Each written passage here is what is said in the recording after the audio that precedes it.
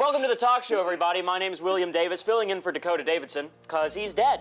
Currently, we have some people working on necromancy technology to try and bring him back to life, which actually brings us very well into our next point, the implications of technology on the future, guys. So we've got a lot of AI, we've got a lot of, Elon Musk's Neuralink. What are your opinions on that kind of thing? Let's start with AI art. What's your opinion on AI art? Well, AI art it's came creepily far. Like, with how development in art has just changed the way of the world. I mean, you can go on your computer and type in a prompt and then bam, it's there, whatever you want. And if it's not right, you can just tell it to change it, which I think it's good in some circumstances, but it could also put people out of a job. I mean, it's not ideal to put people out of a job, really. That's true, that's true. So further on that topic, I've spoken with artists. They have a very negative view on AI art. Isiah, do you know any artists?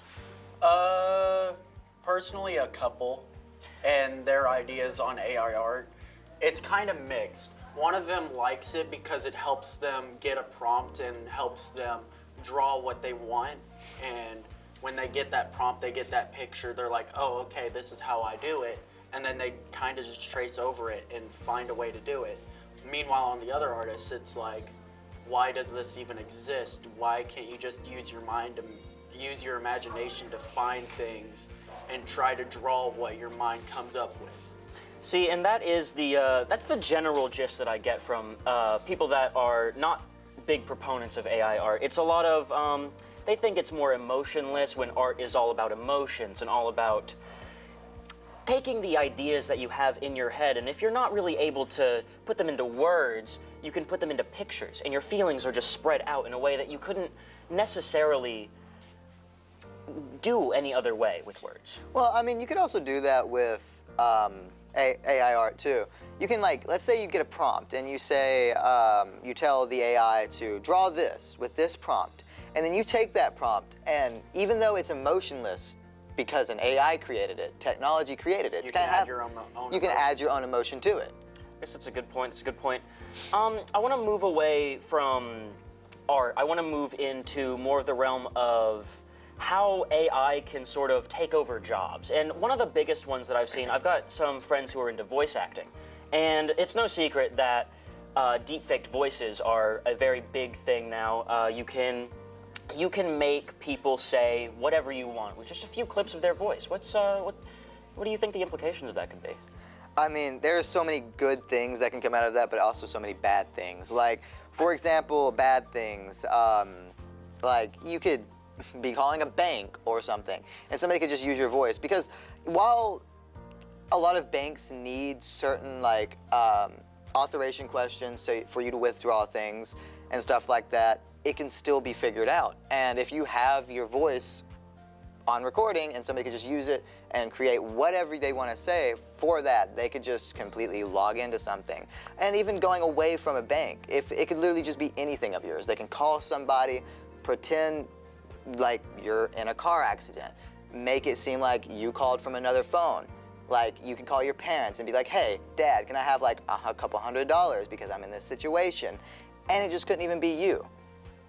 It's a pretty interesting way to think about it. I definitely would be pretty scared if somebody had clips of my voice. I don't know how they get clips of my voice, but it'd be an issue if somebody had clips of my voice and was able to get, do anything with my voice. But another big industry that I think would be affected is the voice acting industry.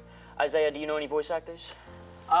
Personally, no. No, I do not, but I do feel as though these deepfake voices of other celebrities and other voice actors, it can ruin their lives because they can take their voice and use it for crimes and use it. I see more spam callers use other people's voice to try to get money out of people than any other, and say that they're a celebrity or a prince of some sort of nation.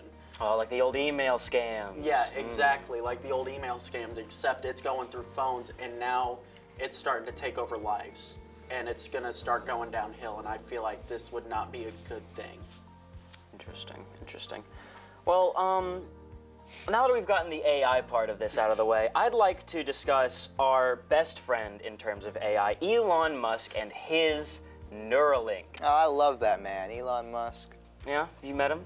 Yeah. Oh, that's interesting. that. With the You first didn't. successful implantation of the Neuralink into somebody, where do you guys think this is going with the future? Where do you think cybernetic humans could start popping up? What do you think the implications of that are? Well, let me Welcome tell to you. the end of the world, my Straight to guy. hell, let me tell you. All right, Welcome but anyways. to the end of humanity as we know it. I think that is honestly terrible. This is probably the stupidest decision that could be made by this man, to put a piece of technology in your brain. Because take a laptop, for example. It is controlled by these components that this Neuralink is controlled by too. And people can just hack into it whenever they want, if they know how to. And if you have the means to hack into a laptop, you most likely have the means to hack into that chip. And if that chip is in someone's brain, they have full control over you, especially if you're using it for prosthetics. Let's say you're using the Then chip. it's mind control. Yeah, if you're using the chip for like spinal prosthetics for being able to walk, and somebody hacks into that, then you're pretty much screwed. They could pretty much have you do anything. Or if, let's say, it doesn't explode like it has been on all of its test subjects recently, like the monkeys and stuff. Let's say it doesn't kill you. Then, let's say it doesn't kill you, right? Then, who's to say that you won't die anyways because somebody has full control over your body?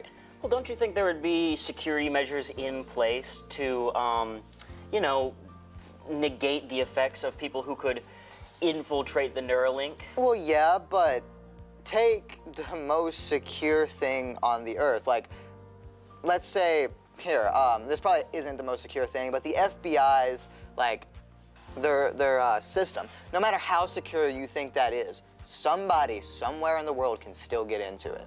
It doesn't matter what levels of security you take, there is still a possibility that it can be hacked into. So, from what I understand about the implications of technology in the future, there's a lot of bad. Would you two say that technology has been more negative or more positive coming from, say, the Industrial Revolution to now? Do you think it will be positive or negative 100 years from now? In 100 years from now, negative if it continues going the way it's going. You already have to get brain surgery in order to get these chips lodged into you, because it has to go into your skull, onto your brain. And as Hunter put it, it can easily be hacked into with the right person who has the tech-savvy skills. So like an IT guy can easily hack into you, or anyone in communications can hack into you at any time and you wouldn't know it until you have no use of your body anymore.